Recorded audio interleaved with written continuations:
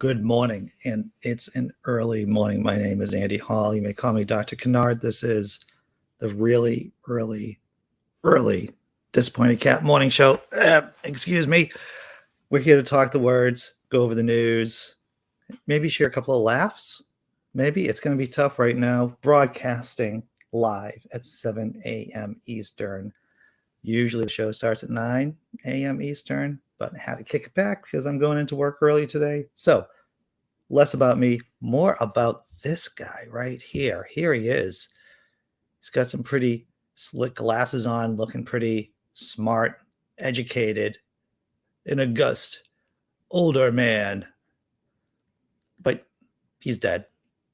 He's dead because he didn't follow the science. Let's take a look. Links in the description. Franco Trinca, 69, from Italy, a nutritional biologist, an anti-vaxxer, and dead from COVID.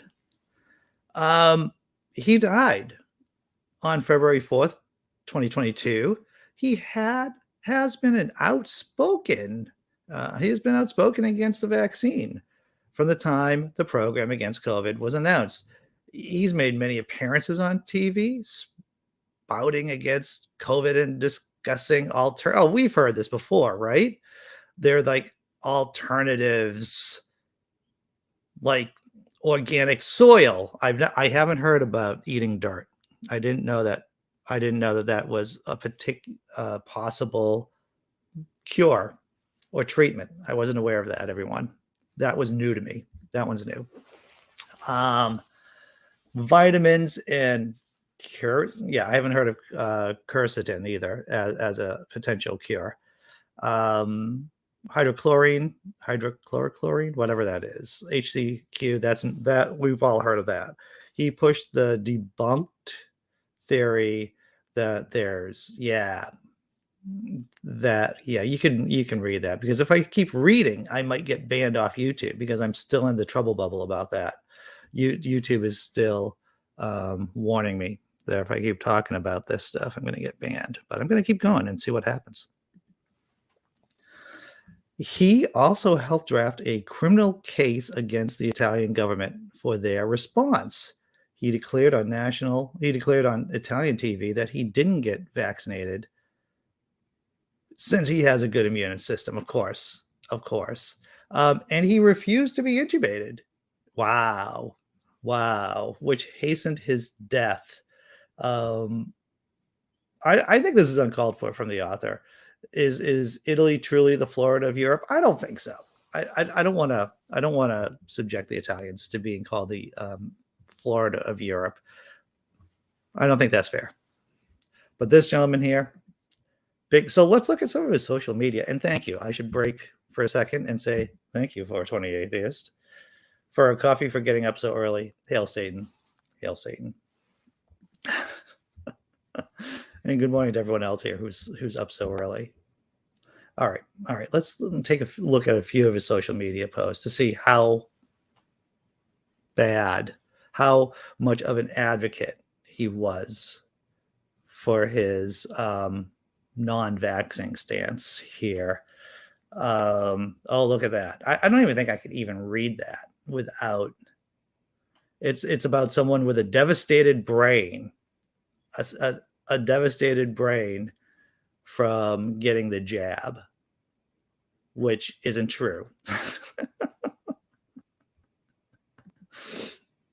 I don't know what. Maybe Gospel News is a trusted European source of news. Maybe it is. Doubtful. It's a weapon of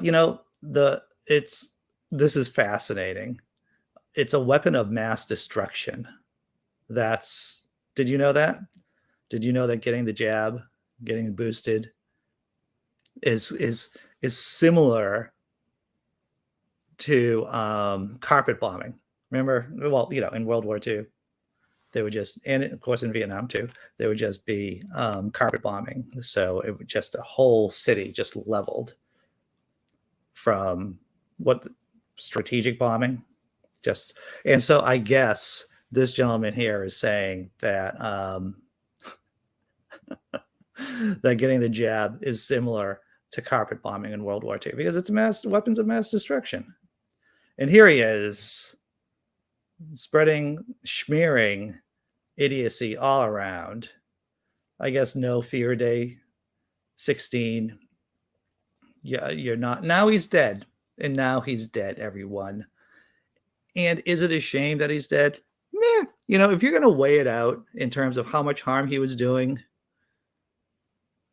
versus, him, I'm not sad that Franco Trinca here is no longer with us. I'm not sad because now at least he's not spreading misinformation. And now he's not, basically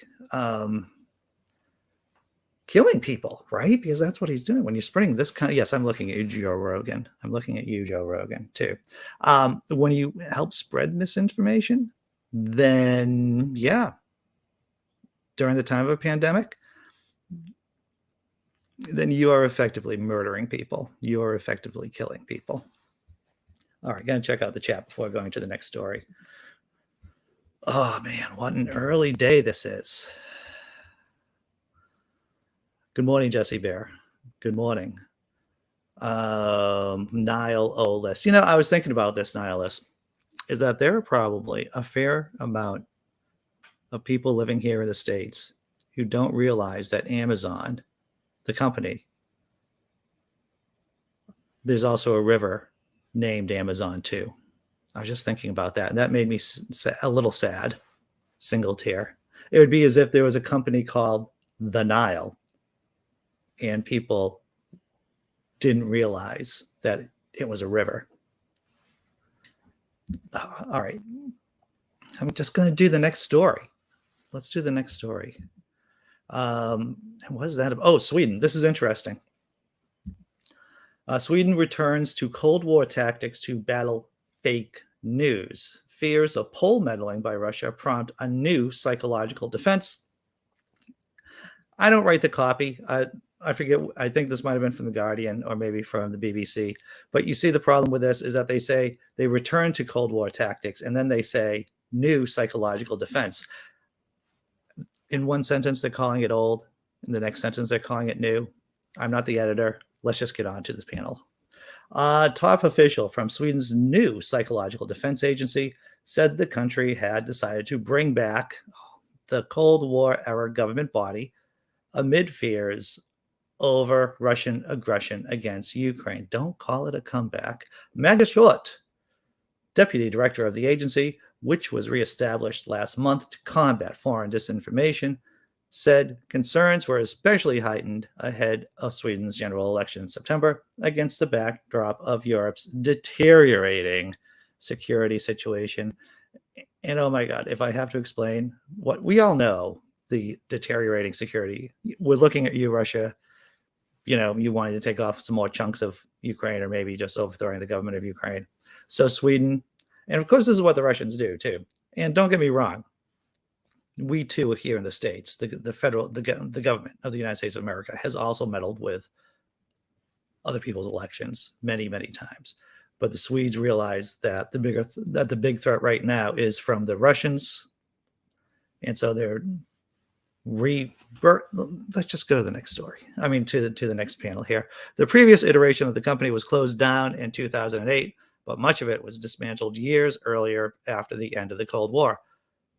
While the new agency has been in the making since 2016, Hewitt said the latest Russia-Ukraine crisis has put Sweden on alert ahead of its elections. It could mean that security and defense will be more important in the election, and that could mean it could be more interesting for a foreign power to influence the way people are voting, to make sure that Sweden takes the right measures in the way the foreign power sees it, he said. So there could be bigger interest in affecting the general election. It's possible because of the security situation in Europe right now. The Swedes have also been doing military, getting their ducks in a row in case that there is a military issue going on in the Baltic countries, Lithuania, Estonia, Latvia, those countries abut. Yes, I use the word abut the Russians, the Russian Federation. And so, for example, the Swedes have been, I believe it's Helgoland, the island there in the Baltic Sea between Sweden and the Baltic countries. They've militarily reinforced their defenses there. So they are more and more cautious, the Swedes are. And even though they aren't part of NATO, they are considering to join NATO because of Russian aggression right now. Citing the 2016 U.S. election and attempts to interfere in the 2017 election in France, which last year was set up a special agency to combat foreign disinformation and fake news. As examples, Hewitt said, authoritarian states have for years been trying to influence elections. The difference today is that through social media, you have better opportunities to influence people. That's why we need to have the capacity to monitor for interference of a democracy. Sounds like a good idea, Sweden. I hope other nations are taking such precautions too. That would be nice.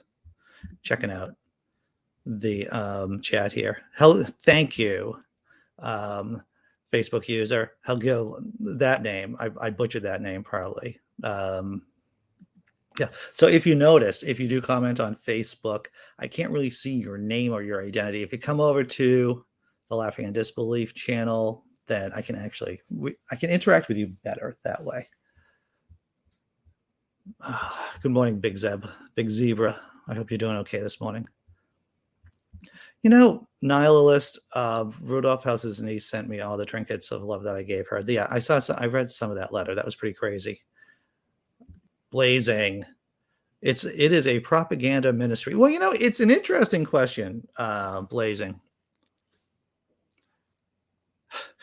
It's an interesting question. And how can you be able to defend your citizens against foreign propaganda without it becoming a propaganda ministry itself? And I don't know. I guess, and here's the thing, everyone. If you have a functioning government, if you have a social democracy, if you have societal institutions that are functional and that work, I think it's far easier to have a psychological defense ministry, or at least an anti-misinformation ministry, than if you have a banana republic like we do here in the States, where we have a semi-functional government. That's what I think. Hit the like button. Thank you, Jessi Bear. Thank you, Big Zebra, too. I try to make clever witticisms. Okay, you want to do the halftime tummy rub show? Let's do that. Let's take a break, gather ourselves before the next story.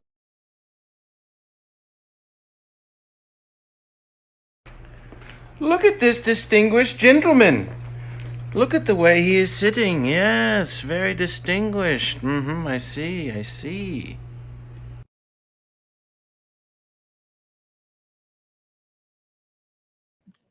My cat would never handle having glasses put on. Biscuit, my cat, no. She would be, why are you trying to put these things on my face? Would not handle glasses at all. Okay, you might have heard about this in the news on maybe the Friendly Atheist or Hemet Meta's blog. But here it is. Oklahoma bill would, and I wish this was just a fake news. I wish this was just a made up satirical story, but it's not. This is real, everyone. This is real. Oklahoma bill would fine teachers $10,000 for teaching anything that contradicts religion under Senator Rob Standridge's Students' Religious Belief Protection Act. Oh, my brain hurts just reading that word, that phrase. Subjects like LGBT plus issues, evolution, and the Big Bang Theory, and even birth control would be off the table. And here's the culture warrior right now who's trying to cancel. Yes, Republicans are always talking about how the left wants to cancel when they are the ones canceling. And the thing is, people on the left, we might come up with things like, maybe Joe Rogan shouldn't be throwing the N-bomb around. Maybe Joe Rogan shouldn't be throwing misinformation about ivermectin. While, on the other hand, people on the right want to liquidate, they want to cancel entire categories of people, like the LGBTQ community. Links in the description to the story, everyone. Republican Senator Rob Standridge has introduced a bill that would allow people to sue teachers if they offer an opposing view from the religious beliefs held by students. The proposed act, named the Students' Religious Belief Protection Act, means parents can demand the removal of any book with perceived anti-religious content from school. Subjects like LGBT plus issues, evolution, and the Big Bang Theory, and even birth control could be off the table. Teachers could be sued for a minimum of $10,000 per incident per individual, and the fines would be paid from personal resources, not from school funds or from other individuals or groups. If the teacher is unable to pay, they would be fired under the legislation. So much to unpack there. Is there really a lot to unpack? Fascists doing fascist stuff. And that's what these right wingers are. This is what the theocrats, right? And there's a very like, what does that mean? The law is written, the bill is written specifically to be vague so that it could be used as a cudgel against teachers. The act will be introduced into the Education Committee next week, but it doesn't specify which religious beliefs will be used to prosecute offending teachers, referring to the act as necessary for the preservation of the public peace. Oh, it's always about the preservation of the public peace, everyone. If passed, the law will take immediately. The bill states the law will immediately. And the thing is, it would probably take a while to get through the courts, right? It would probably it could go all the way up to the Supreme Court, the conservative Supreme Court. And who knows what would happen there. It's subjects like LGBT. I just want to read this again. Evolution, the Big Bang Theory, all of those things could be just off the table. Insanity. And, you know, whenever you see religious liberty or religious protection, what it is, it's really trying to silence voices. It's really trying to cancel voices. It's just code. It's just another dog whistle Republicans use in this country. Go and check out the comments. The 420, you've become a supporter. Congratulations. Thank you. There we go. Right? Thank you, 420. A supporter. And well, that's what it is. Parents want to protect their children's ignorance. That's right, Jessi Bear. They do. They have deeply held thoughts and feelings, and they want to inflict those deeply held thoughts and feelings onto their children. That's what they want. Oh, 420 payment had canceled, so I had to rejoin. Well, thank you for rejoining. They won't be able to specify religions or it would be discriminatory. And you're right about that, Blazing Wizard Pope. It would be discriminatory. But I think in practice, that's when the real discrimination starts. The law just opens the door. It gives the opportunity for people, for Christian fascists, Christo-fascists, to do their deviltry. And, you know, Big Zep, I agree with you. I think it's necessary to teach very offensive things in class that doesn't contradict the Bible. Although, I mean, if you really teach what's in the Bible, specifically the Old Testament, then I think you'd be making a lot of atheists, to tell you the truth. I mean, and I'm talking about teaching the Bible in a way of, let's just read this verse without any kind of interpretation of it. Let's just read what this means. Right, about genocide, about the slaughter, you know, all that stuff. And I think you'd have a whole generation of atheists then. Vesta. Good morning, Vesta. All right. I think those are the three news. Oh, wait. Do I hear that there was something I wanted to share with you, but I didn't? There's a video. I'm going to share the video with you right now. This is Mike Pence talking some smack against his old boss.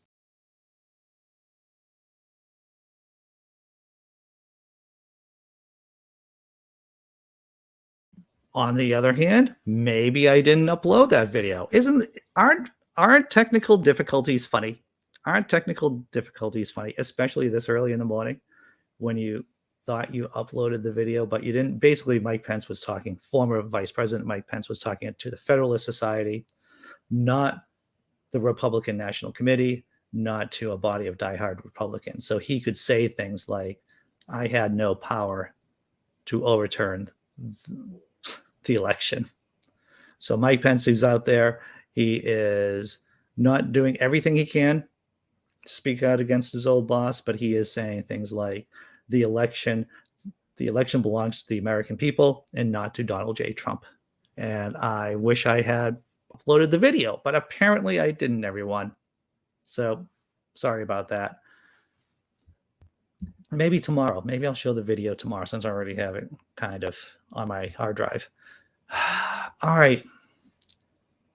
Once again, no ads here. So the after party after show, I'm going to be doing it on one of my other channels, the Old Naked Diner podcast channel, because of algorithm, and I'm running an experiment. So if you want to be on the panel, the link is still down there to be on the panel. If you want to just check out the after show, the link down there for the Naked Diner podcast, video, it's down there. Only doing a half an hour show today because I have to go to work. I have to go to work, everyone. And so take care. And I'll see you. I'm going to drop down another cat video and then a thank you video. And then I'll see you at 7:30 in just a few minutes. Take care.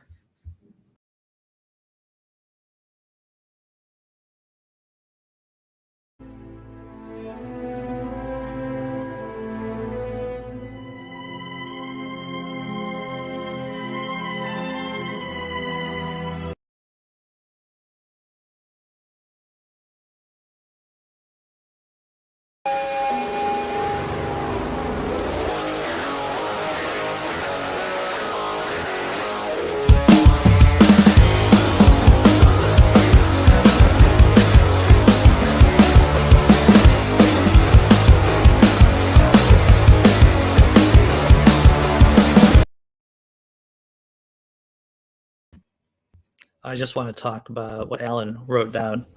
He was a Facebook user. Pence also said GOP will beat Kamala in 2024. He's certainly not parting ways, but he's aligning with factions who may support him for a run. Yeah, definitely. This is another attempt within the Republican Party to push Trump out of a leadership position. I guess that's the most pleasant way to put it. So definitely, Pence hasn't jumped ship to join the Democrats in any way, shape, or form.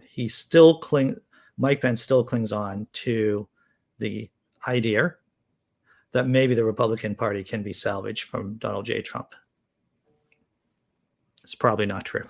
All right, everyone. I'll see you at 7:30.